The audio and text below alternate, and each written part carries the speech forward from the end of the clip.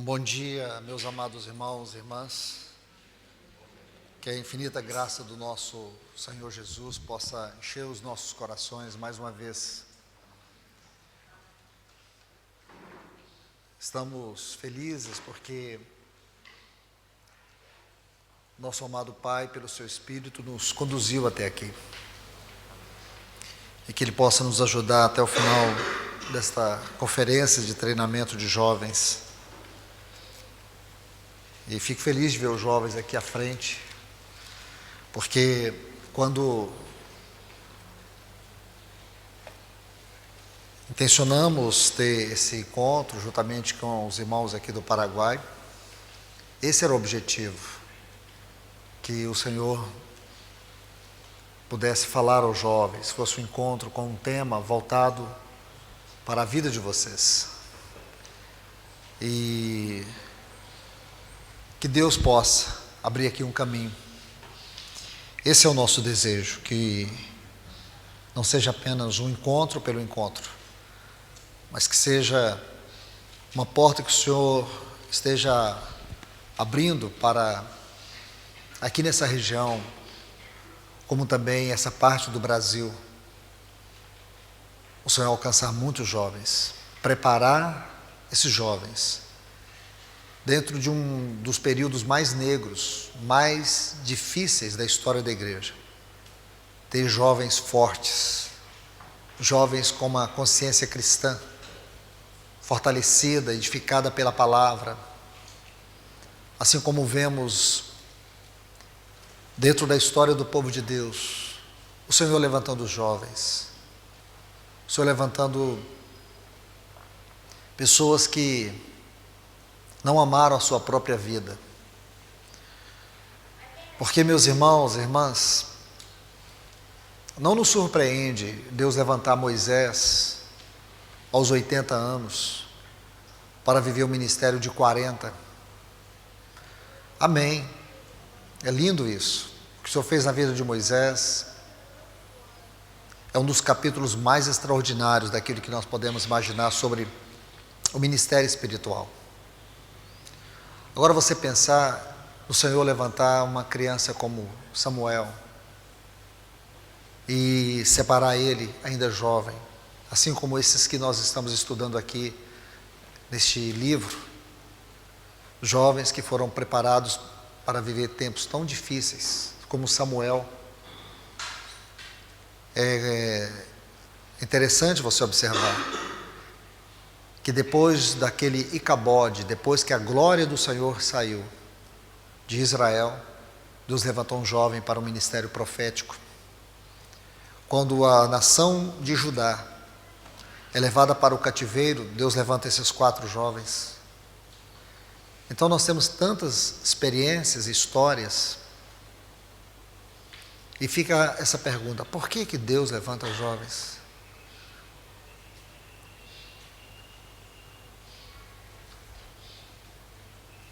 Por que Deus confia tanto nos jovens? Quem confiaria em jovens que ainda não têm uma maturidade plena, que ainda não estão plenamente formados? Quem? A questão é que quando nós olhamos, nós não vemos como Deus. Quando você pega uma semente de uma laranja, o que você vê? A semente de uma laranja, mas quando você coloca diante de Deus, Ele vê o laranjal.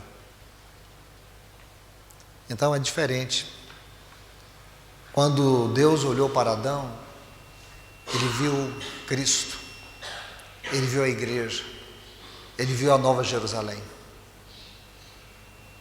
Quando Deus olhou para Eva, Ele viu a mim e a você como a sua noiva, como seus filhos, como o templo do seu Espírito. Então a maneira como Deus vê é diferente da nossa maneira de ver. E talvez aqui esteja uma simples resposta: por que Deus levanta jovens? Quem confiaria uma obra, uma missão tão séria a rapazes e moças que não estão plenamente formados, que ainda precisam de tantas experiências? Só Deus. Só Deus. E Ele confia em vocês. E se você vai olhar, todos esses jovens foram levantados, como Samuel, vamos começar ali com José e tantos outros, como Samuel, como esses 4 aqui do livro de Daniel, Daniel e seus amigos. Eles foram levantados em tempos difíceis. Porém, o que me chama a atenção no livro de Daniel é que esse livro é histórico e profético, porém a sua mensagem ela é 100% profética. Suas histórias são proféticas, porque essas histórias apontam para o tempo do fim. E me lembro do livro de Joel, quando ele vai falar da chuva seródia. Essa chuva da colheita tem a temporã e tem a seródia. A temporã, profeticamente falando, é aquilo que aconteceu no Pentecoste. A seródia é aquela que vai acontecer antes da volta do Senhor. E na profecia de Joel, fala que os jovens, eles terão sonhos. Esses jovens, eles terão ministério profético. Essa geração de jovens será uma geração profética. Grave isso no seu coração. Vocês são uma geração profética. Vocês vão viver a contramão até aquela última hora. Vocês viverão na contramão. Todos podem fazer o que acham que devem fazer, mas vocês vão fazer simplesmente aquilo que Cristo fizer na vida de vocês. Que o Senhor nos ajude, que o Senhor nos alcance mais uma vez. Abram suas Bíblias no livro do profeta Daniel, no capítulo 1, vamos ler os versículos 2 a 8. Daniel, capítulo 1, os versículos 2 a 8.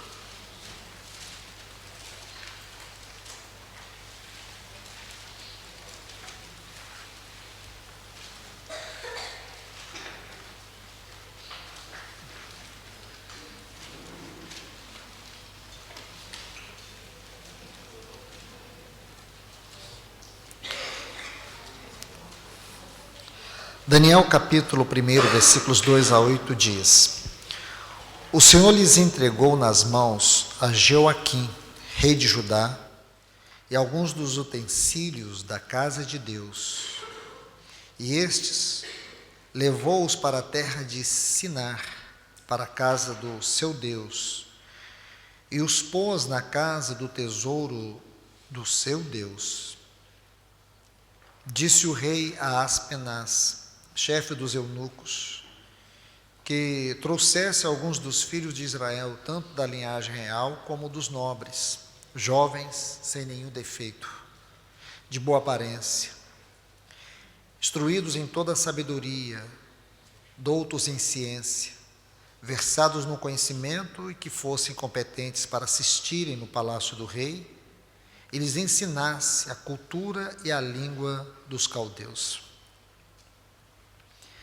Determinou-lhes o rei a ração, o alimento diário, das finas iguarias da mesa real e do vinho que ele bebia, e que assim fossem mantidos por 3 anos, ao cabo dos quais assistiram diante do rei. Entre eles se achavam dos filhos de Judá Daniel, Ananias, Misael e Azarias. O chefe dos eunucos lhes pôs outros nomes, a saber, a Daniel, o de Beltesazar, Ananias, o de Sadraque, a Misael, o de Mesaque, e a Azarias, o de Abednego. Resolveu Daniel firmemente não contaminar-se com as finas iguarias do rei, nem com o vinho que ele bebia. Então pediu ao chefe dos eunucos que lhe permitisse não contaminar-se. Pai, em nome de Jesus, nós pedimos a tua ajuda, Senhor.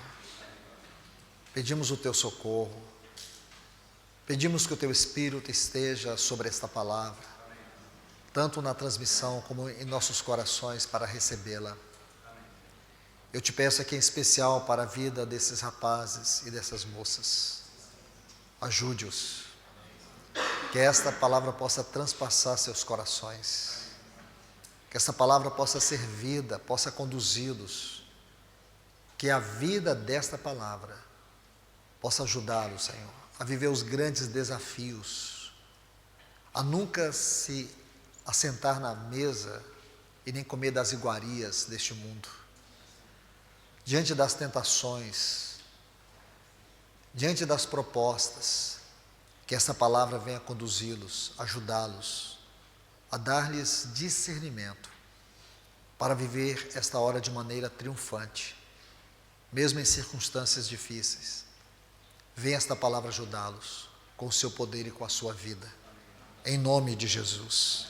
Amém. Aqui agora vamos entrar um pouco para dentro deste livro. Aqui nós vamos ver alguns detalhes sobre o que representa esses textos. Eu creio que não há necessidade de fazer algumas exposições, porque eu creio que nossos irmãos já fizeram isso com muita propriedade. O que eu quero adicionar aqui são pequenos pontos para que a gente tenha como partida, ou como princípio de partida, para dentro desta palavra. No versículo 4 aqui, vocês veem que esses jovens foram escolhidos de uma maneira muito especial. Jovens que não tinham defeito, jovens que fossem instruídos em sabedoria e doutos em conhecimento, em ciência. E houve uma determinação do rei que esses jovens fossem separados para comer das finas iguarias da mesa real e do vinho que ele bebia. É interessante que no versículo 8 diz que Daniel decidiu firmemente. Esta é a frase. Ele decidiu firmemente. Por que decidiu firmemente? Porque não era qualquer decisão, não era qualquer proposta, não era uma situação fácil, era uma situação que exigia sacrifício. Aquela determinação de Daniel não era uma determinação diante de uma proposta qualquer, era diante de uma determinação daquele que era considerado o maior homem naquele contexto da história do mundo, Nabucodonosor. Nabucodonosor era o rei supremo. Nabucodonosor, ele não era só reconhecido como um rei, um imperador, mas ele era adorado como uma divindade. Esse homem era temido porque, se você estuda a história antiga daquele tempo, você vai perceber que a Babilônia era considerado o maior império do mundo. O Egito, a Síria, todos esses impérios não tinham condições de sobrepujar a Babilônia. Na Babilônia se concentrava todo o poder, toda a economia, toda a cultura, toda a ciência. O que havia de melhor no mundo estava na Babilônia. E se você conhece bem a história antiga, você saberá que o Egito sempre foi o grande centro da atração, da ciência e do poder. E que agora a Babilônia havia sobrepujado todos os povos. Os muros da Babilônia eram tão largos, tão altos, que eles eram impenetráveis. Quando o Império Medo-Persa conquistou a Babilônia, eles mudaram o curso do rio para poder entrar, para poder invadir, porque era impossível invadir a Babilônia através da sua muralha ou através dos seus portões. Alguns estudiosos chegam a dizer que em cima do muro da Babilônia, onde as pessoas trafegavam, eram colocados 12 carros, aqueles carros de guerra antigos, ao lado um do outro. Era impossível. Assim era a Babilônia. era o centro do mundo.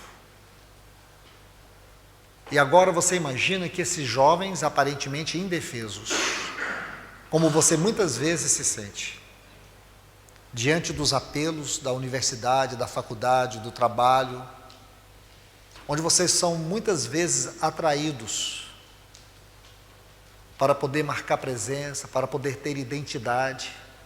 E aí que está a luta de vocês. Porque o mundo trabalha para poder atrair vocês e para poder mudar a identidade de vocês. Vocês veem aqui que os nomes deles foram mudados. Aqui nós temos o nome de Daniel, de Misael, Ananias, Azarias, todos eles tiveram seus nomes mudados.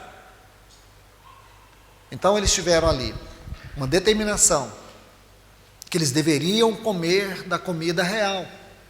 Só que toda a comida real da Babilônia eram comidas que, em primeiro lugar, elas eram santificadas e sacrificadas a ídolos. Porque tudo na Babilônia girava em torno de Nabucodonosor e do deus Marduk, que era o deus da Babilônia. Então, o que Daniel e seus amigos entenderam? Eles não iam se contaminar. Contaminar aqui tinha a ver com profanação. Eles não iriam aceitar aquela comida profana. Eles não iriam sentar naqueles banquetes. E quando os seus nomes foram mudados, eles não tiveram a sua identidade transformada. Daniel poderia se chamar Beltesazar na Babilônia, mas para Deus ele sempre seria Daniel. E por quê? Porque Daniel não permitiu que a sua identidade fosse mudada. Ele não perdeu a identidade. Ele perdeu o seu nome na Babilônia, mas ele não perdeu a sua identidade. E essa é a grande batalha, porque toda a obra do inimigo é para destruir a sua identidade. Todo o trabalho de Satanás hoje, usando o quê? Usando o mundo. A Babilônia, dentro deste livro, representa para nós o poder do mundo. Quando nós convertemos, nossa primeira luta é contra o pecado. Mas logo vemos que é uma guerra muito maior, silenciosa, e que essa guerra, ela é uma guerra onde nós nos encontramos inseridos todos os dias, a todo tempo e a toda hora. É a nossa guerra contra o mundo. Porque o poder do pecado é um poder feroz. O poder do pecado é um poder destruidor. Porém, o poder do mundo é um poder sedutor. Porque o mundo tem tudo aquilo que a nossa alma anela. Alma tem a ver com o que sinto, com o que penso e com o que quero. E é aqui que ocorre justamente a grande batalha espiritual da nossa vida. Os nossos afetos, os nossos sentimentos. É aqui. E muitas vezes não temos nos dado conta do grande poder sedutor do mundo. Porque a força do mundo é uma força polida, é uma força refinada. É uma força que muitas vezes nós não percebemos sua gravidade. Porém, quando o pecado nos contamina, ele nos usurpa. Quando uma pessoa é contaminada pelo vício, pela prática do pecado, o pecado usurpa, o pecado contamina. Porém, quando alguém é tomado pelo poder do mundo, o propósito do poder do mundo é nos roubar da presença de Deus. Então eu digo para vocês, gravem isso. O poder do pecado nos contamina, porém o poder do mundo nos rouba da presença de Deus. O mundo nos afasta da presença de Deus. Este é um ponto muito delicado. Você vai ver em 2 Timóteo, o capítulo 4, versículo 10, Paulo diz assim: Demas me abandonou, amando o presente mundo. Então Demas fez uma escolha, abandonar a comunhão, abandonar o companheirismo. O que roubou o lugar de Paulo na vida de Demas? O mundo. Então o propósito do mundo é nos roubar da comunhão do corpo, nos roubar da presença de Deus. Aqui, agora, eu quero inserir mais um degrau.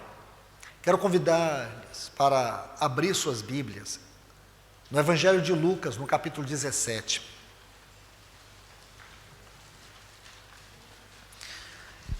Nós vamos ler algo muito importante, porque as pessoas geralmente sentem mais as consequências do pecado em suas vidas. E por quê? Porque o pecado nos fere de maneira moral. Então observe isso, o pecado nos fere de maneira moral e afeta a nossa espiritualidade. Então as pessoas sentem muito mais os efeitos do pecado. Agora, é interessante notar que o poder do mundo fere a vida de Deus em nós, a habitação do Espírito em nós, a nossa devoção a Cristo. E aqui nós vamos estudar um pouco sobre esse assunto. Lucas capítulo 17, o versículo 28, 29 e 32 diz assim: O mesmo aconteceu nos dias de Ló. Comiam, bebiam, compravam, vendiam, plantavam e edificavam. Mas no dia em que Ló saiu de Sodoma, choveu do céu fogo e enxofre e destruiu a todos. Agora leia o versículo 32. Lembrai-vos da mulher de Ló. Essas são as palavras do nosso Senhor. As palavras do nosso Senhor constituem em natureza, em profundidade, em altura, em largura, em comprimento, em termos de revelação, aquilo que existe de mais profundo na palavra de Deus. O nosso Senhor está falando dos dias finais. Ele vai usar esta figura aqui da mulher de Ló, como também a situação de Ló naqueles dias.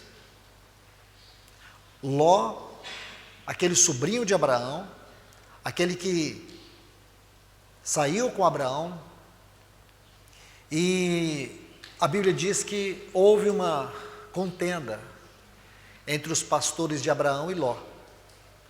E Abraão sentiu que deveriam se dividir, eles deveriam se separar. E quando Abraão deu oportunidade para Ló escolher o seu caminho, ele olhou uma campina muito bonita, como se fosse um jardim do Senhor. Era o lugar da destruição, era o lugar que estaria debaixo do juízo de Deus. Assim é o mundo. Parece um lugar tão especial. Pessoas bacanas, pessoas inteligentes, cultas, defendem direitos e liberdades. Hoje se discute muito isso. No mundo você ouve assim: você pode ser quem você quiser. Não é verdade? Esse é o espírito de Sodoma, esse é o espírito de Babel. Babel é confusão. Onde as pessoas querem se elevar. Você pode ser quem você quiser, você pode viver como você quiser. Hoje se fala em liberdade. O que você mais vê, o que você mais lê, o que você mais ouve do espírito do mundo é liberdade. As mulheres têm que ser livres. Hoje o casamento é liberdade, cada um pode viver como quer. É isso que o mundo prega. Cada um pode viver a sua liberdade. Só que eu digo para vocês, nunca houve uma geração mais escravizada e mais escravizadora do que a nossa. Hoje as pessoas estão escravas e acham que são livres. Não existe ninguém livre nessa terra. O único ser livre que existe em todo o universo é Deus. Nem Satanás é livre. Não há quem possa dizer, eu sou livre. Se podemos falar de liberdade baseado nesse conceito, nós falamos da liberdade que tem sua origem em Adão. A liberdade que deriva de uma vida de pecado, onde as pessoas se acham livres para praticar e fazer o que querem. Isso não é liberdade, isso é escravidão. Essa é a liberdade de Sodoma. A nossa liberdade é a liberdade em Cristo. Se o Filho vos libertar, verdadeiramente sereis livres. Nós não vivemos a nossa liberdade, nós vivemos a liberdade nele. Porque ele, sim, foi ele que decidiu deixar o seu trono. Ninguém o obrigou. Foi o seu próprio amor que o moveu. Ele não nos amou porque nós tínhamos coisas boas. Ele nos amou pela sua própria compulsão de amar. Ninguém o obrigou a me amar, a te amar. Ninguém o obrigou. Ele disse: ninguém toma a minha vida, eu a dou. Por quê? Porque ele é livre. Foi ele que decidiu satisfazer a justiça do Pai, aquela justiça que foi colocada e exposta ao opróbrio quando o homem, aquele que foi criado à imagem e à semelhança de Deus, caiu.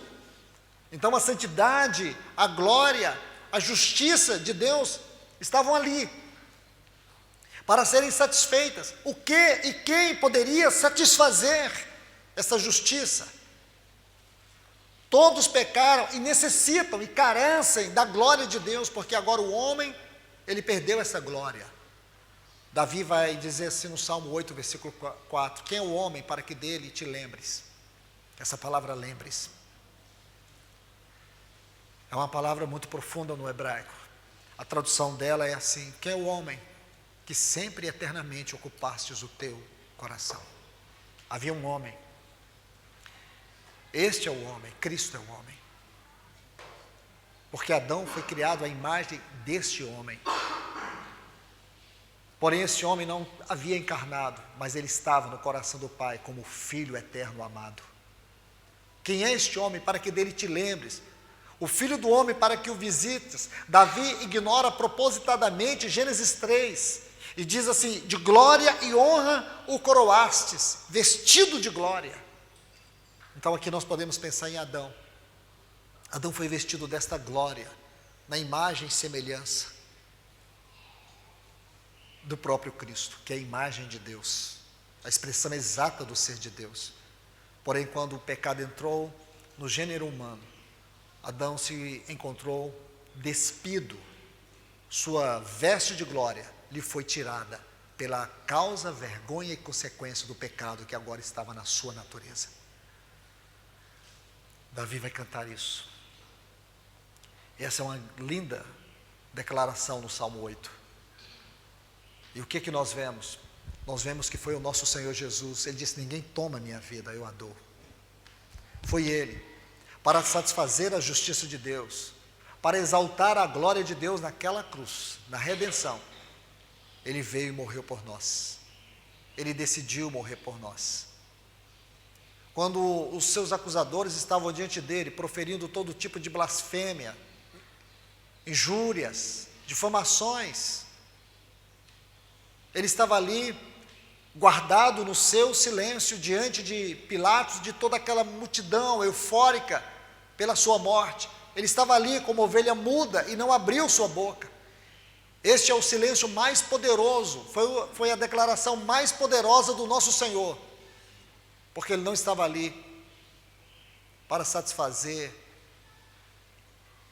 a justiça romana, nem a justiça judaica da lei que eles usaram para tentar condená-lo. Ele não estava entre Deus e Satanás, ele estava ali diante de Deus e Deus mesmo. Ele estava por causa da glória de Deus. Ele estava na liberdade, no prazer de decidir ir por nós naquela cruz. Ninguém o constrangeu.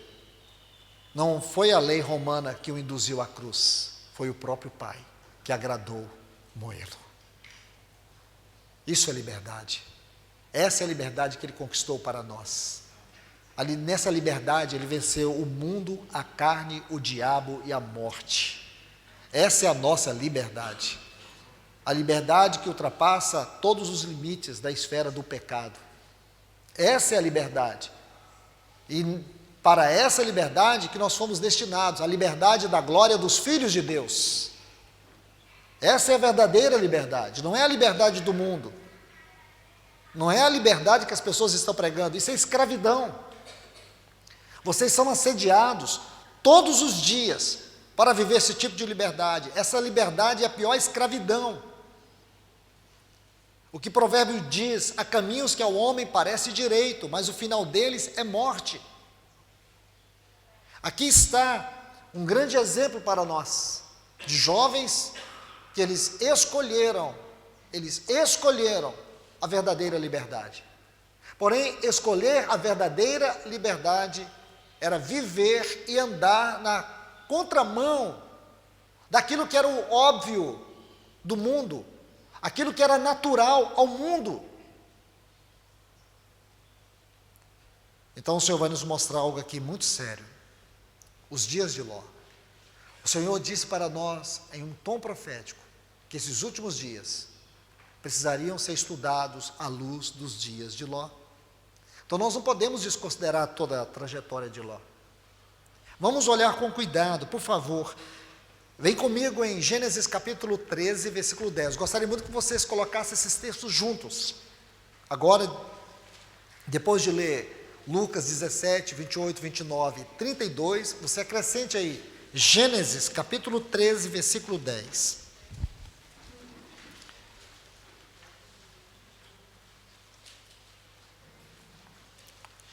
Diz assim: levantou Ló os olhos e viu toda a campina do Jordão, que era toda bem regada.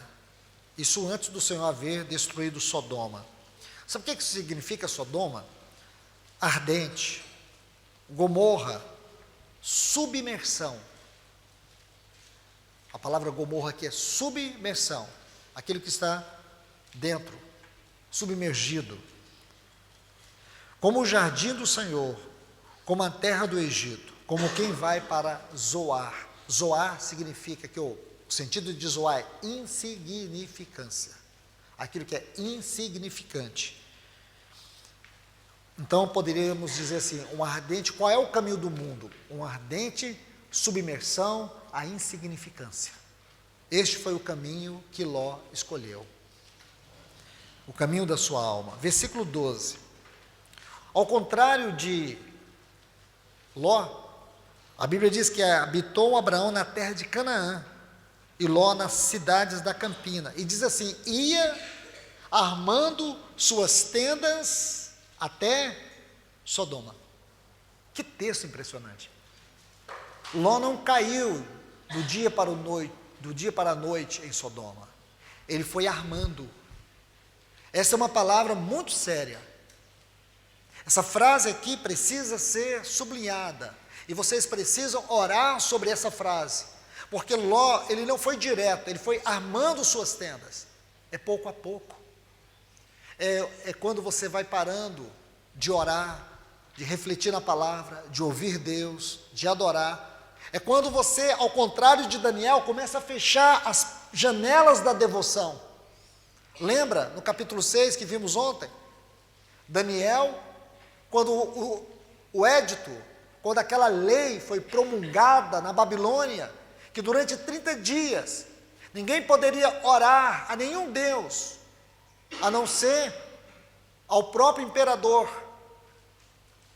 O que fez Daniel? Ele abriu a janela, ele não negociou.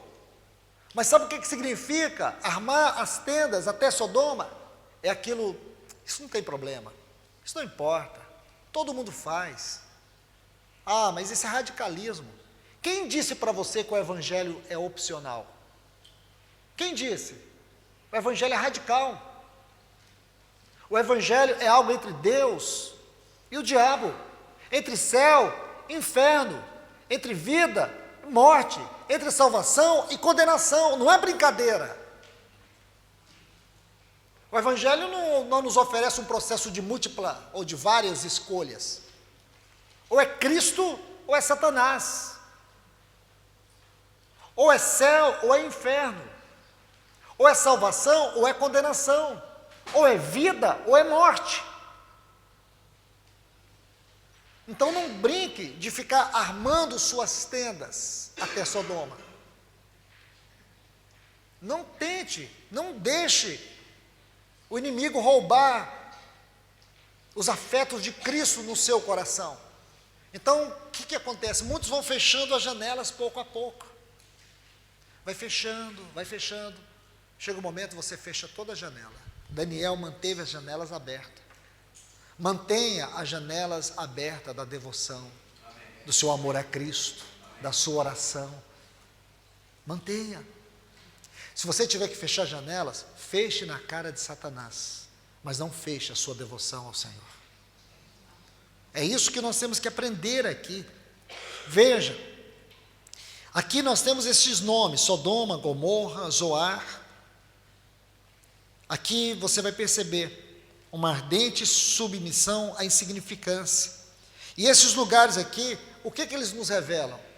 Eles não nos revelam apenas lugares comuns, ou apenas revelam para nós lugares.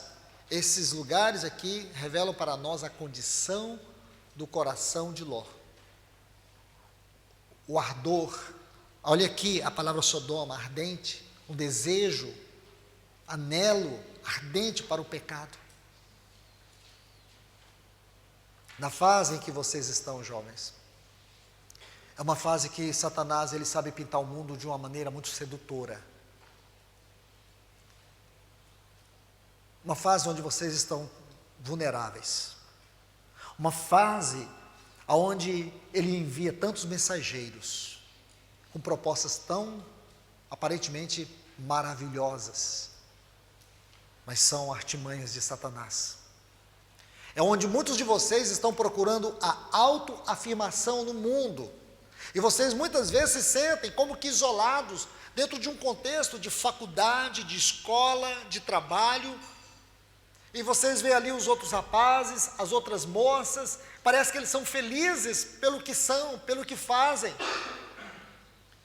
E vocês começam a olhar as capas de revistas, que não deveriam, às vezes filmes, que mostram um tipo de felicidade, de prazer, onde a luxúria, onde a promiscuidade, onde o pecado se torna uma base natural, onde as pessoas a partir dali começam a desenvolver vidas, relacionamentos, profissão, e você começa todo dia a ser bombardeado por isso. Nosso irmão Germano ontem tocou em pontos que parece assim, até ridículos falar dentro do contexto que nós estamos vivendo. Mas o que eu creio que todos nós entendemos ali é que essas coisas revelam nossos verdadeiros afetos. Nós nos transformamos naquilo que amamos. Nós somos transformados naquilo que amamos, naquilo que governa os nossos afetos. Tem algum problema você gostar de futebol? Mas é curioso, e para mim chama muita atenção a forma como nós nos desgastamos, nos entregamos, às vezes como nós falamos. Quando fala de Cristo, fala até rangendo os dentes, mas quando fala do futebol, quando fala do esporte, do atleta que a pessoa gosta, fala com uma certa euforia. Na reunião da igreja, eu me lembro muito bem de uma experiência que eu passei no norte do Brasil, quando fazia uma visita com um companheiro da obra. Nós estávamos visitando uma região muito difícil, e ali tinha uma comunidade que estava enfrentando uma crise muito grande. Eles tinham um local de reunião em frente à praia, uma coisa linda. E todos os dias, quando eu chegava naquele local, eu pensava: meu Deus do céu, que local lindo, que lugar bonito. E lá dentro estava uma igreja tímida. Na hora do louvor, era até constrangedor o louvor. Os irmãos cantavam, terminavam, aí você olhava assim, ninguém com devoção, com adoração. Um ambiente pesado. Mas no domingo à tarde, nós estávamos no quarto arrumando. De repente nós vimos alguém berrar, não sei se é expressão, gritando, desesperado na sala. E nós estávamos ali vestindo roupa, saímos os dois correndo. O meu companheiro estava com a toalha na cintura, porque pensamos que tinha acontecido um acidente. Não era o irmão torcendo pelo time de futebol. Aí nós voltamos assim, bem devagarzinho, para ninguém perceber, entramos no quarto, fechamos a porta. Ali nós entendemos por que aquela igreja estava morta. Por quê? Irmãos, as pessoas sempre dizem: não, mas isso não me afeta. É porque já afetou. Isso não é problema, é quando o problema já está antigo. Compreende, irmãos? Este é o caminho de Sodoma. É assim que as pessoas vão armando suas tendas. Nós temos que desenvolver uma disciplina radical em servir e amar o Senhor. Senão você vai armando. O Ló não foi do dia para a noite para Sodoma, ele foi passo a passo, passo a passo. E às vezes esse passo a passo tem muito a ver com aquilo que nós deixamos de fazer, que é importante na nossa vida espiritual. Quando você não tem mais aquele prazer de reunir, de comungar, de ler a palavra com devoção, de orar, de partir o pão, tudo fica muito mecânico, muito natural. Você não percebe a ausência da vida de Deus, da unção do Espírito, da alegria espiritual. E aonde nós vamos buscar então preencher esse vazio que só pode ser preenchido por Deus? No mundo. E ontem nós estudamos aqui sobre aquilo que concorre com a palavra. Esse é o grande perigo. É aquilo que eu não consigo encontrar em Deus, na comunhão da igreja. Aquilo que eu não consigo encontrar de Deus nos relacionamentos, como nós vemos aqui nesse livro. Esses 4 jovens tinham um relacionamento de cuidado, de mutualidade, de companheirismo, amizades que nos levam a Deus. Amizade que nos levam para o mundo é o caminho de Sodoma. Deixa eu dizer uma coisa para vocês: este mundo está debaixo da ira de Deus, e o próximo capítulo deste mundo é que ele vai enfrentar o julgamento, o juízo de Deus sobre as nações. Este livro de Daniel trata desse assunto com muita propriedade. O argumento profético deste livro é a história e profecia. História e profecia. No capítulo 8, há uma série de nações citadas ali, que são as nações da parte leste da Europa. Essa parte que compreende a Rússia. Não vou entrar, não vou cair na tentação de entrar nisso, senão a gente vai se perder aqui daquilo que está diante de nós. Mas aqui o que eu quero dizer é que este livro toma a história para nos mostrar a profecia. No capítulo 7, o Senhor revela para Daniel 4 reinos, 4 nações, 4 impérios, que sucederiam a partir da história da Babilônia. E você pode olhar na história e ver que essa profecia se cumpriu. Mas o extraordinário é quando você abre o livro de Apocalipse, capítulo 3, você vai ver essas mesmas nações. Aí você precisa lembrar de Daniel, que a mensagem de Daniel, ela é essencialmente uma mensagem para os dias finais. O que significa que essas nações, de alguma maneira, se tornariam uma plataforma.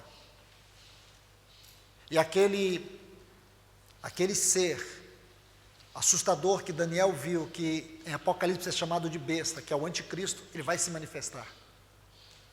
E esse espírito dele já está no mundo. A sua plataforma está praticamente concluída. Só está faltando o personagem. Então, meus irmãos, irmãs, jovens, moças e rapazes, não brinquem nessa hora. Não vá armando as suas tendas até chegar em Sodoma. Aqui há outro ponto que nós precisamos considerar e afirmar, que aqui temos uma figura daquilo que representa o mundo em toda a sua constituição. Eu quero me deter num ponto aqui muito interessante, porque nossas vidas hoje elas estão consolidadas dentro daquilo que chamamos de modernidade. Modernidade, tecnologia. É o grande Deus deste mundo, modernidade. Aqui nós podemos estudar o que significa esse espírito de Sodoma, tecnologia e modernidade, porque isso que o diabo tem usado para nos roubar nossa espiritualidade e controlar nossa vida. Eu me surpreenderia se alguém aqui se levantasse e pudesse dizer: minha vida em nada está sendo controlada pela tecnologia, pela modernidade. Porque eu digo para vocês, eu e acredito que a grande maioria, se tiver alguém aqui, vai ser uma surpresa para mim. Eu encontrei um irmão há poucos dias, lá em Londrina, que disse para mim assim: irmão, eu decidi viver sem celular. Falei: sério, irmão? Decidi. Até que fui renovar minha carteira de habilitação, de motorista. Quando eu fui, não consegui renovar. Me pediram para mim abaixar um programa, um aplicativo no meu celular. Sem isso, eu não iria renovar. Voltei a usar celular, irmão. Não tem como. Não tem como. Eu vou dizer algo aqui que eu tenho dito em muitos lugares. Celular, essa tecnologia, irmãos, a gente precisa olhar com muito cuidado. Eu não estou dizendo que ter um celular é uma coisa do diabo. Eu até acho que celular, como o nosso casamento, como o nosso carro, como nossa casa, tudo isso aí, irmãos, está dentro desse contexto. São dádivas de Deus. A questão é como Satanás tem utilizado dessas coisas e tem entrado por meio dessas coisas para poder nos distrair, nos roubar de Cristo. O celular eu comparo como o Jardim do Éden. Deus deu o Jardim do Éden com todas as possibilidades de bênção, de desfrute para aquele casal. Porém, Adão não guardou. Gênesis 2,15 diz que Adão não guardou o Jardim do Éden. O pecado não começou ali quando eles comeram o fruto. O pecado havia começado, a rebelião havia começado muito antes. Lá em Isaías capítulo 14, Ezequiel capítulo 28, vai nos mostrar que houve uma rebelião. E aí nós vamos começar a entender que quando Deus colocou Adão no Jardim do Éden, Ele colocou para lavrar e para o guardar. E a palavra guardar ali é proteção. Então, porque Adão não guardou, a serpente entrou, enganou Eva, e aí o pecado começou. Então, temos que ter essa visão microscópica da queda, porque isso nos serve para avaliar o que Satanás está fazendo, com aquilo que Deus nos dá. Então, temos que meditar em alguma coisa, porque a tecnologia, ela age na nossa vida com um poder silencioso. Um poder silencioso, e vai ocupar um lugar, isto é, tempo e espaço, dentro e fora do meu corpo. Consegue perceber? A tecnologia vai ocupar um lugar dentro e fora, um espaço dentro e fora do nosso corpo. E aqui Satanás vai agindo. Olhe, por exemplo, um celular com o poder de pixels, pixel preciso, correto? Vocês entendem? Pixel. Os irmãos do Paraguai também entendem? Pixel. Pixeles. Preciso, como uma ferramenta que corta de maneira precisa. Só que isso tem um poder devastador, quando não é usado para a glória de Deus. Aqui você vai ver que esse poder dos pixels, aqui, que age como uma navalha precisa, que vai projetando diante dos nossos olhos um poder fascinante, sedutor. Imagine, vou narrar algumas coisas aqui. O que esses pixels, imagens, produzem na nossa vida? Imagine, vídeos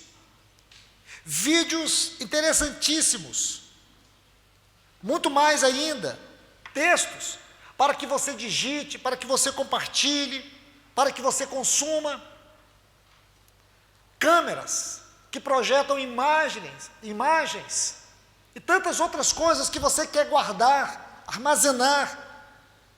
Ele controla o nosso tempo no trabalho, ou o trabalho, nosso treino, nossa leitura, nossos cartões de crédito, bancos, mapas. Você não precisa nem se preocupar com uma viagem para onde você vai, porque ali está aplicativos que te levam aonde você precisa, te dá notícias, te mostra o clima, da onde você vai chegar, que tipo de roupa você vai levar, suas compras, tudo isso está dentro dessa tecnologia. Tem algum pecado aqui, irmãos? Nenhum. Esse é o lado bom que a gente olha. Só que existe o submundo da tecnologia. E esse submundo É o que nós consumimos todos os dias sem perceber. Pessoas estão sendo escravizadas por isso. Lares estão sendo destruídos.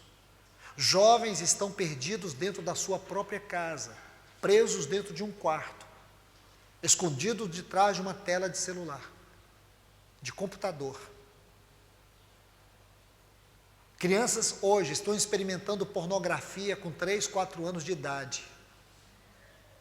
Quando eu era criança, sabe qual era o cara mais temido? Não sei se aqui vocês conhecem. O cara mais temido que a gente tinha chamava Pica-Pau. Era o cara mais perigoso que tinha. E a gente morria de medo. Sabe o que mais nos ameaçava? Na minha juventude, era o medo de comer manga com leite. Eu não sei se aqui no Paraguai vocês entendem o que eu estou falando. Agora você imagina. A gente tinha tanto medo dessas coisas. A gente tinha tanto medo. Minha mãe sempre falava, cuidado com o pica-pau, ele é muito violento, ele é perigoso, não fica assistindo essas coisas.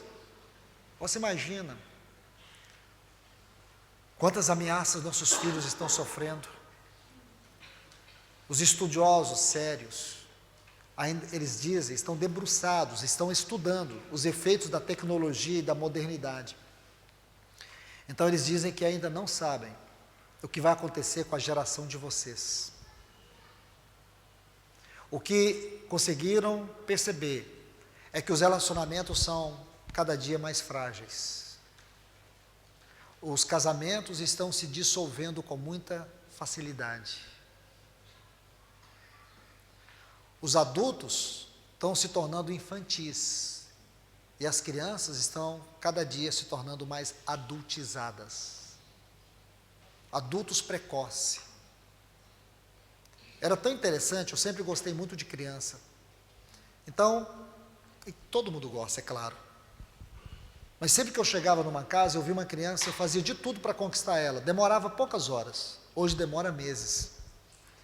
Existe criança hoje que eu ainda não conquistei. Tem uma criança lá no local, eu cheguei para a mãe dela semana passada e disse, o que eu posso fazer para conquistar essa menininha? Ela disse, Luiz, ela é assim mesmo. Só que ela já está com 3 anos, eu nunca conquistei, já tentei pegar, já tentei abraçar, eu abraço ela, ela não me abraça. Coisa mais difícil. As crianças estão se tornando, eu estou contando um exemplo, mas são muitos. E nós parece que não estamos percebendo. As consequências estão aí. Jovens estão tirando a sua vida. No Japão foi feita uma pesquisa, por que o índice de suicídio entre jovens cresceu assustadoramente. Uma das pesquisas mostrou o seguinte, os jovens não conseguem mais lidar com seus conflitos interiores.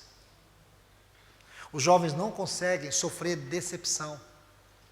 Eles não conseguem suportar o fato de serem contrariados. Na minha época de jovem adolescente, um rapaz de 18 anos virava homem, homem em todo o sentido da palavra. Hoje a psicologia diz que até os 29, 30 anos, ele é adolescente. Chamada de geração canguru. Isso aqui não é eu que estou inventando não, isso é da psicologia, geração canguru, que é ficar na bolsa dos pais. Não querem assumir compromissos e responsabilidades.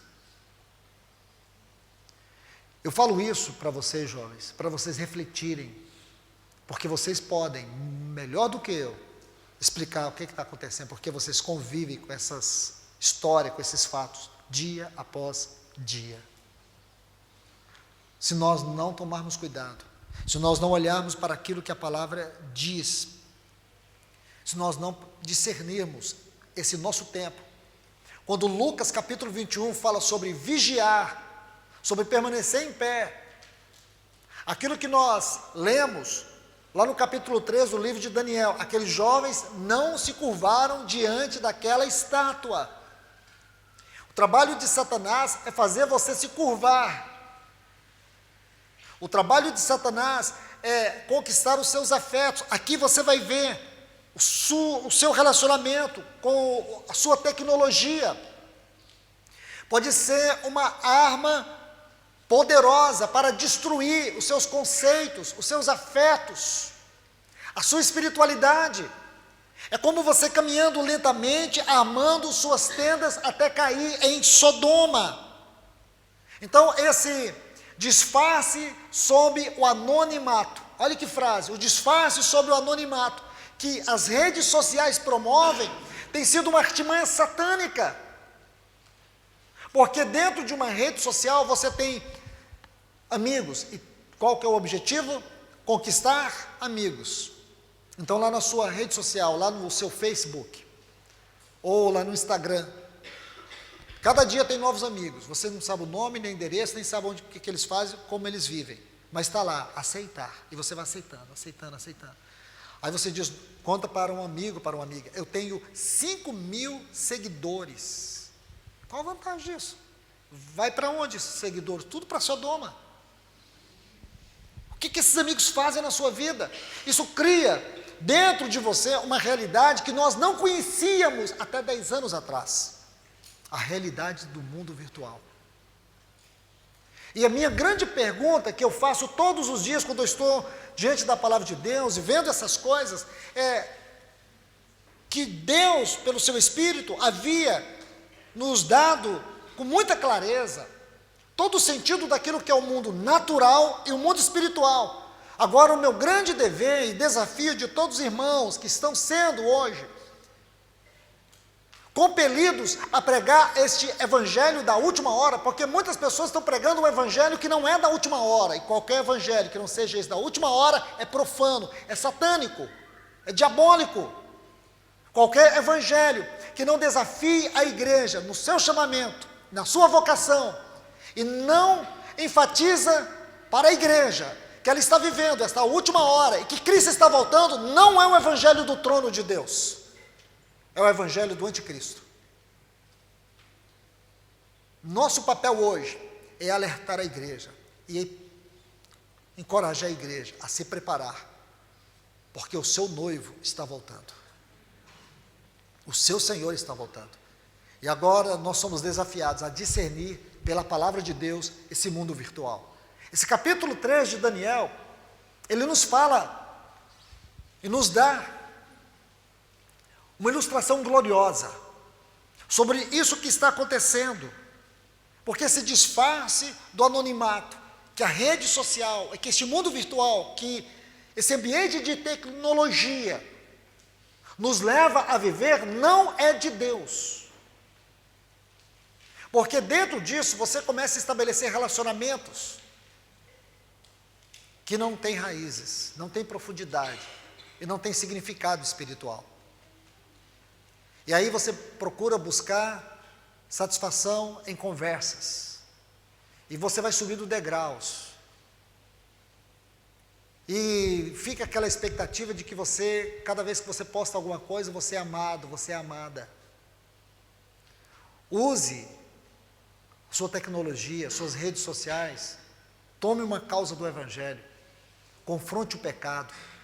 Não fique se expondo sua intimidade, expondo sua vida para o mundo todo. Cuidado com isso. Cuidado, moça, rapaz, irmãos e irmãs, muito cuidado com isso. Isso não é o caminho de Deus para nós. Nós estamos sendo lidos. Satanás está vendo. Existem histórias trágicas desse tipo de comportamento, e é estranho para um rapaz, uma moça, que se diz cristão, que está aí caminhando para encontrar com Jesus, com o nosso Senhor, que diz viver a expectativa da volta do Senhor, que diz ser um templo do Espírito Santo, viver no conforto desse disfarce do anonimato de redes sociais. Isso é uma tragédia, porque nós vivemos num mundo onde a imagem é tudo. Eu estava lendo a história de uma moça na Dinamarca, que ela era uma modelo. Logo aos 16 anos ela assinou um contrato milionário. Aos 18 ela já era muito famosa. Então, ela amanhecia o dia, quando ela entrava dentro do seu banheiro, ela já tirava uma selfie e já postava. E aí ela pegava o seu carro, já tirava outra selfie, postava. Aí ela parava num determinado lugar, ia tomar o seu café, postava. Até meio-dia ela tinha aproximadamente 3 milhões de curtidas. Porém, de maneira estranha, ela começou a se sentir mal. E ela estava prestes a assinar o maior contrato da sua vida aos 18 anos, para a maior revista da Europa. Foi quando aquela moça, ela deu uma guinada. Ela apagou todas as suas fotos, todas as suas redes sociais, porque ela percebeu que ela era uma mulher infeliz, vazia, que a sua vida e a sua alma dependia de olhar quantas curtidas, quantos elogios. Hoje existem mulheres casadas, que não importa o que o marido diga, ou também homens, que não importa o que suas esposas falem, para elas importa é abrir suas fotos lá, olhar as curtidas e ver as frases, lindo, maravilhoso, você é maravilhosa, você está muito sensual, que isso, que aquilo. Muitas pessoas estão sobrevivendo emocionalmente disso. Você pode imaginar quão largo, profundo e assombroso ou assustador é o caminho de Sodoma. Foi esse o caminho que Ló tomou. Foi esse o caminho. Esse caminho é tão terrível que quando o Senhor enviou o seu anjo, ou seus anjos, para livrar Ló e a sua família, a Bíblia diz que o que nosso Senhor Jesus diz para lembrar. Por que ele disse lembrar da mulher de Ló? Porque essa mulher foi aquela que saiu de Sodoma, e Sodoma não saiu dela. Eu vou dizer algo para vocês, não quero que vocês fiquem tristes comigo, é algo bem particular e pessoal. A Bíblia fala que essa mulher olhou para trás. Mas o sentido mais forte que eu vejo ali, não é que ela olhou para trás, é o que estava dentro dela. Ela não deixou Sodoma para trás, ela carregou Sodoma consigo. Não é você sair do ambiente, é se o ambiente está dentro de você. Você precisa cuidar do seu coração, porque aqui está a sede dos seus afetos. Esse é o sentido. Aqui que nós precisamos tomar muito cuidado. Lá no capítulo 11 do livro de Gênesis, nós temos a história da Torre de Babel. O que é Babel? É o império unificado, ou uma cidade unificada em torno de um templo, que era a torre. Lembram disso? Então era um império unificado em torno de um templo. E esse templo é a torre. E o que era aquele templo? Era o culto ao progresso humano. A Torre de Babel era o culto ao progresso humano, o culto dedicado ao progresso humano. E aqui nós vemos o que? Uma outra lição da Torre de Babel. A tentativa do homem de sequestrar, por meio da tecnologia, os afetos e a devoção a Deus. E viver toda uma sociedade sendo encorajada a viver em rebelião ao Criador. Então era assim que eles estavam projetando a Torre de Babel. Como viver uma vida que confrontava o caráter de Deus. Este é um ponto muito importante. Aqui nós vemos o resultado trágico quando a tecnologia ela é utilizada em nome da incredulidade.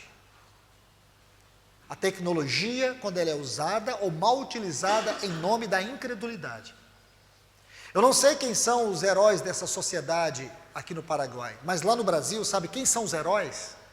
Sabe quem são as pessoas seguidas, influenciadoras? Os mais pervertidos. Tem uma cantora lá, chamada Anitta, ela é a perversão, é o sinônimo da perversão, da promiscuidade. Essa mulher é a mais seguida. Sabe o que a revista Times falou de um cidadão lá chamado Pablo Vittar? Sabe o que diz a revista Times, no ano passado? Que ele foi colocado como aquele que mais influenciaria a sua geração. Sério? Isso mesmo. Isso deve fazer Madre Teresa de Calcutá, os ossos dela rolar na sepultura. Você pensa, irmãos, você imagina, essa é a nossa sociedade. O mundo está assim. Uma sociedade sendo edificada em nome da incredulidade. E foi nessa sociedade, vou dizer para você o que Mardoqueu disse para Esther. Quem sabe, se para um tempo como este, Deus te colocou como rainha. Esther capítulo 4, versículo 14. Quem sabe se para um tempo como este, Deus te colocou um jovem, uma moça e um rapaz, e colocou dentro de você um depósito divino. Então não jogue esse depósito fora. É contra esses principados, é contra essas potestades, é contra esses dominadores deste mundo tenebroso, e contra as hostes espirituais da maldade que atuam nas esferas espirituais que Deus te colocou, para que você seja um testemunho de vitória do Calvário, um testemunho da habitação do Espírito Santo, um testemunho de um homem, de uma mulher, de um rapaz, de uma moça, justificado. Ele colocou você aí, contra tudo e contra todos, mas você não está sozinho, porque a palavra de Deus habita em você. Você não é um derrotado, porque as pessoas na sua escola, na sua faculdade, no seu trabalho, te olham diferente. Não importa como eles te olham, importa como Deus te vê. Não importa se você não faz parte do meio. E muitas vezes, o inimigo te atrai para você fazer ou entrar na autoafirmação. É uma luta dos jovens, porque eles não querem ser excluídos. Eles querem a autoafirmação. Elas também querem ser elogiadas. E geralmente as moças que são elogiadas ali, você não faz parte. Os rapazes que têm maior presença, você não faz parte. Não importa, não se diminua. Não ache que você está sendo excluído porque você é um cristão. É muito mais do que isso. É porque você tem uma luz, tem um brilho que eles não têm. Seu brilho reflete nas trevas. O brilho deles, quando a maquiagem vai embora, vem o vazio. Eles precisam de muita maquiagem, eles precisam de muita mentira, engano, precisam de muitos elogios. Você não precisa de elogios. Você precisa da convicção, da certeza eterna, que você é amado, é amada, mais do que tudo, com o mesmo amor que Deus amou o seu Filho eternamente, é o amor com que Ele te ama. Você é amado tanto quanto Cristo é amado. O amor de Deus por você não tem fim, não tem barreiras, não tem limites. Isso cura. Então você não precisa de uma curtida lá, você está linda hoje. Você não precisa que ninguém mencione o seu nome ou deixe de mencionar o seu nome. Lembre que o seu nome está escrito no livro eterno de Deus. É ali. Lembre-se disso. O Asaf, ele vai nos contar algo muito lindo no Salmo 73. Vou tentar parafrasear isso no contexto que vocês vivem, que nós estamos vivendo. De repente ele começou a olhar os filmes, as séries ali, olhar, não assistir, olhar. Asaf não ia fazer isso. Mas ele estava lá vendo os comentários. E aí o que acontece? Ele começou a ficar inquieto. Começou a ver que parece que as atrizes, os atores, as pessoas famosas, eles eram felizes. Parece que eles tinham uma beleza extremamente atrativa, que provava que eles verdadeiramente haviam encontrado a verdadeira felicidade. E ele ficou inquieto. Ele começou a pensar assim: o que adiantou eu guardar minha vida? O que adiantou eu guardar minha integridade moral? O que adiantou? Ele começou a entrar num estado de autocomiseração, ele começou a entrar num estado de depressão. Mas é lindo quando ele diz assim: até que eu entrei no santuário do Senhor. O que nosso amado irmão Joel nos lembrou: até que eu entrei no Santo dos Santos, no lugar santíssimo onde está o sumo sacerdote da nossa alma, aquele que abriu um caminho para nós. Eu queria te falar, moça, rapaz, Escute o que eu vou te falar. Essa é uma verdade imutável. Existe um caminho eterno, um caminho elevado, um caminho até o trono de Deus. E você não precisa pedir ninguém para entrar na sua frente, porque Jesus já entrou e abriu para você. E você pode entrar, porque tudo que o mundo tem é um disfarce perigoso. Sabe o que é isso? Máscara. É dissimulação. A felicidade do mundo é dissimulação. São as pessoas mais infelizes. São as pessoas que elas são movimentadas por drogas, por vícios, por compulsões carnais. São pessoas que elas não estão fundamentadas na verdade, mas em mentiras, que elas pregam, que elas acreditam, e que elas seduzem as pessoas. É assim que Satanás trabalha. O que Satanás disse para Eva? Foi assim que Deus disse. Sabe o que Satanás queria dizer em outras palavras? Deus mentiu para vocês, tem um engano aqui, porque Ele sabe muito bem que se vocês comerem, vocês sereis, ou serão, como Deus. Esta é a raiz da semente do pecado. É que o pecado, a iniquidade, tenta nos levar a uma busca de satisfação, de autonomia, de independência. Isso é mentira, porque isso é escravidão. É isso que Satanás quer, alimentar o seu coração, que você pode ser feliz, que você pode ser independente, que você pode ser autossuficiente. E olha o que Jesus pregou: você quer me seguir? Tome a sua cruz. Quem quer essa cruz? Quem quer? Quem quer sentar numa mesa onde existem as melhores iguarias, os finos pratos, e ter que dizer: eu não como isso, eu não participo disso, isso não me alimenta, isso não me satisfaz.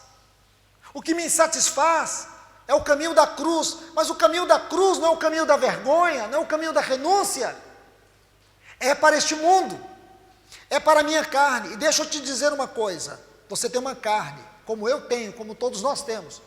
Eu preciso te falar com franqueza: carne não converte. Nossa carne não converte. Se alguém aqui disser que tem uma carne convertida, eu vou dizer que você está enganado. O máximo que a sua carne consegue ser é religiosa. O que Abraão fez quando ele misturou a carne com fé e gerou Ismael. Isso é fracasso. Carne tenta ser religiosa, ela não converte. E porque ela não converte, nós precisamos do poder libertador do caminho da cruz. Esse caminho que nós temos que andar. Não confie na sua carne. Não faça provisão para a sua carne. Porque se você fizer provisão, se você alimentar a sua carne, você vai entrar num estado de derrota e de fracasso. Foi isso que Ló escolheu. Foi esse o caminho que ele viveu. As consequências foram drásticas, e é o que o Espírito Santo quer nos mostrar. Se nós não entendermos o caminho da cruz e o trabalho da cruz na nossa vida, nós nunca viveremos uma vida cristã vitoriosa. A vida cristã vitoriosa passa pelo caminho da cruz. E a cruz trata com os nossos afetos deformados. A cruz trata com uma carne que não converte. E um dia você vai aprender a adorar a Deus pelo caminho da cruz. Um dia você vai adorar a Deus. E talvez fosse aí que Daniel abriu as janelas. Por que Daniel abriu as janelas quando ele deveria se esconder? Por que ele teve ousadia quando ele deveria temer? Porque ele preferiu a cova dos leões do que perder a face de Deus. Por uma única razão. Quando ele era bem jovem, ele determinou fazer de Deus a sua escolha sempre. Amém. Então, se ele escolheu Deus, ele sabia que ele já tinha perdido a sua vida para esse mundo. Por que Sadraque, Mesaque e Abednego chegou a dizer para Nabucodonosor: se Deus quiser, Ele pode nos livrar da tua mão e da tua fornalha. Agora, se Ele não nos livrar, não faz diferença. Nós não adoraremos os teus deuses, nem a tua imagem? Por que eles preferiram a fornalha do que desonrar a Deus? Porque eles já tinham feito a escolha. Eles já tinham feito a escolha. Então não tinham mais o que temer. Aqueles homens, eles já haviam sido levados ao fim deles mesmos. Porém, muitos de vocês acham que tem muito ainda. Eu sou jovem, eu ainda tenho uma vida toda pela frente. Não acredite nisso. Se você acha que tem uma vida toda pela frente, comece a construí-la agora, em um relacionamento sério com Deus, como fez esses jovens. Aí a vida que você vai viver pela frente fará todo o sentido para a eternidade. É isso que nós temos que meditar. Por que eles não temeram? Por que Daniel teve a ousadia, mesmo debaixo de um decreto que o levaria à condenação? Ele não temeu. Sabe por quê? Desde cedo ele fez de Deus a sua devoção, a sua fortaleza, a sua segurança e a sua proteção. E por quê? Ele tinha consciência que ele não pertencia mais a esse mundo. Ele conhecia muito bem a sua cidadania celestial. Isso nos falta muito, porque a gente acha que o mundo tem muito para nos dar. A gente acha que nesse mundo você pode ganhar muito, pode ter muito. Eclesiastes diz: lembra do teu Criador nos dias da tua juventude, porque quando chegar os dias difíceis, você vai ver onde estará o teu verdadeiro prazer. Porque se você fizer uma escolha em Deus, o teu prazer estará no Senhor. Mas se você fizer uma escolha errada, você vai ver que os teus dias serão dias de grande frustração, de depressão, de angústia, de aflição, de dor, de perda, de consequências, que possivelmente terão efeitos até na eternidade. Não erre nessa hora, moça, rapaz. Olhe aqui, olhe para a palavra de Deus, volte a estas mensagens, volte a esses textos. Cuidado com aquilo que está governando os seus afetos. Olhe para a palavra de Deus, porque isso vai te guardar nesta hora. Você não veio a este mundo porque você é fruto do amor do seu pai e da sua mãe. É muito mais do que isso. Eu vou te falar algo que Deus disse para Jeremias. Eu quero que isso governe o seu coração. Você não está aqui como fruto do acaso. Meu pai e minha mãe queriam ter um filho, aí eu nasci. Você está enganado. Isso foi o meio, não o fim. O propósito não é esse. Quando Deus chamou Jeremias, em uma condição muito difícil, Deus falou assim para Jeremias: antes de você nascer, eu já tinha te escolhido. Ele foi a vida toda preparado para ser sacerdote. Ele diz: não, eu te escolhi para ser profeta. Então, descubra qual é a escolha de Deus. A escolha de Deus e não as suas escolhas. Encontre a escolha de Deus, e Deus está te falando aqui agora. Você não é fruto do amor dos seus pais, é muito mais do que isso. Você é fruto de uma escolha soberana. E você poderia ter nascido em outras gerações, mas Ele te escolheu para nascer agora. E Ele te escolheu para vir para essa geração, para você ser parte da história dele e não da sua. Você está aqui para Deus escrever a história a partir de você, a partir da vida do seu irmão, do outro. Você conheceu o Evangelho e Deus se revelou a você? Foi acidente? Foi propósito. E um dia você vai olhar para trás e você vai adorar eternamente por esse propósito sagrado. Deus ter se revelado de uma maneira tão preciosa e te conduzir nesta hora para viver essa geração. Então viva com alegria. Enfrente tudo que você tiver de enfrentar. Passe por cima de tudo que você tiver que passar. E você saberá, nunca o Senhor vai te abandonar. Nunca Ele vai te deixar. Ele está com você todos os dias. Então, moça, rapaz, em especial aqui eu falo a vocês. Deixe que essa palavra penetre o seu coração. Não se rendam. Ouse ser Daniel. Ouse ser uma moça, um rapaz, com uma convicção profunda, espiritual. Não deixe que este mundo modele o seu caráter.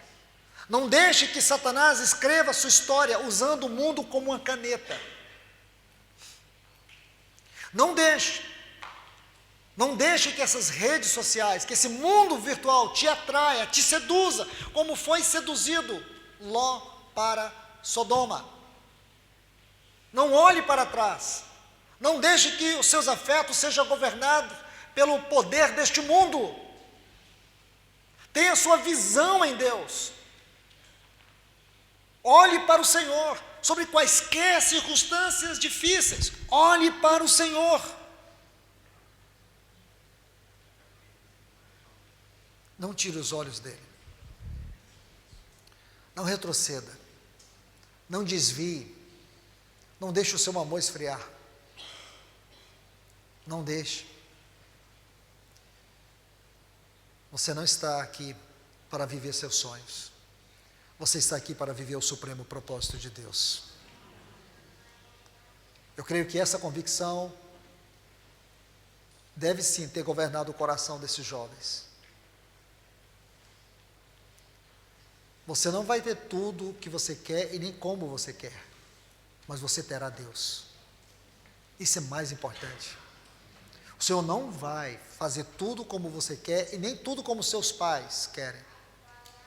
Agora deixe Deus fazer como Ele quer, do jeito dEle, da maneira dEle, para fazer de você um homem de Deus, uma mulher de Deus. Por quê? Se daqui a alguns anos o Senhor não voltar, eu não vou estar aqui, o irmão Ricardo não vai estar aqui, o irmão Henrique não vai estar aqui, o irmão Germano não estará aqui. Nós teremos ido à frente de vocês para esperar vocês nos ares. Vocês estarão aqui. E quem é que vai estar aqui com esse microfone? Quem estará aqui? Dizendo para essas crianças: Samuel não vai estar aqui, a Gabriela não vai estar aqui, mas outros estarão aqui. Outros, com mais ousadia do que nós, estarão aqui. E é vocês. É vocês. Então, nós não estamos pregando aqui para preencher um compromisso. Nós não estamos aqui só porque houve um convite e nós aceitamos. Nós estamos aqui porque a mão do Senhor nos moveu. Porque a mão do Senhor moveu esta igreja aqui no Paraguai, para poder o Senhor abrir os céus nesses dias, para falar com vocês face a face. O Senhor não deu Canaã para Moisés. Moisés não entrou em Canaã.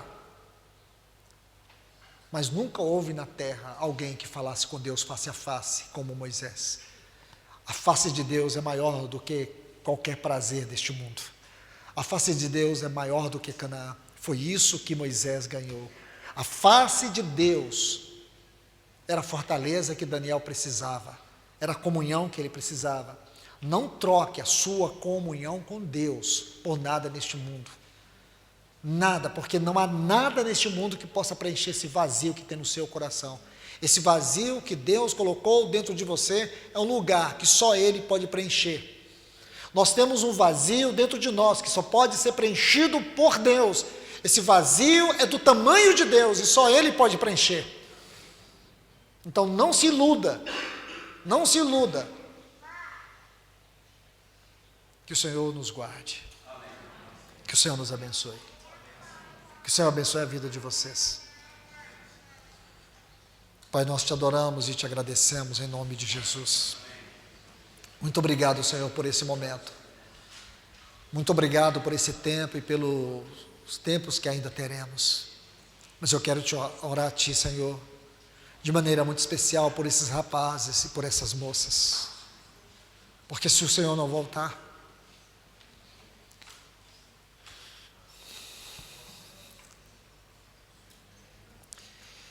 eles terão que continuar essa obra, Senhor. Eles vão ter que ir à frente, é eles que vão passar aquela linha de chegada. É eles, Senhor, que vão percorrer um dos momentos mais difíceis da história da Tua igreja. Pedimos que o Senhor revista esses jovens nessa manhã, com o Teu Espírito Santo, com o poder da Tua palavra. Ganhe o coração deles agora, em nome de Jesus. Ajude eles agora, Senhor. Os apelos do mundo são poderosíssimos. As ferramentas que Satanás tem utilizado para afastá-los de Ti, para ganhar os afetos deles, para desviá-los do Teu caminho, são ferramentas poderosas. Porém, as nossas armas são poderosas ainda, muito maiores ainda, muito mais fortes ainda. A nossa armadura é o Senhor mesmo. Oh Senhor, então vem ajudá-los com a Tua armadura. Por mais que esse inimigo, humanamente falando, seja muito mais poderoso do que nós, suas armas são terrivelmente poderosas, nós confiamos naquela poderosa arma do Senhor, aquela arma a qual o Senhor derramou sobre nós, lá na cruz do Calvário, o poder do sangue de Cristo Jesus. Como João viu aquela grande multidão que venceram pelo sangue do Cordeiro. Essas são as tuas armas, aquela arma poderosa que desceu dos céus e veio nos habitar, o teu Espírito Santo, a tua palavra. Revista eles com a tua justiça, com a tua salvação, com o teu evangelho. Revista, em nome de Jesus. Nós oramos aqui, Senhor. Amém.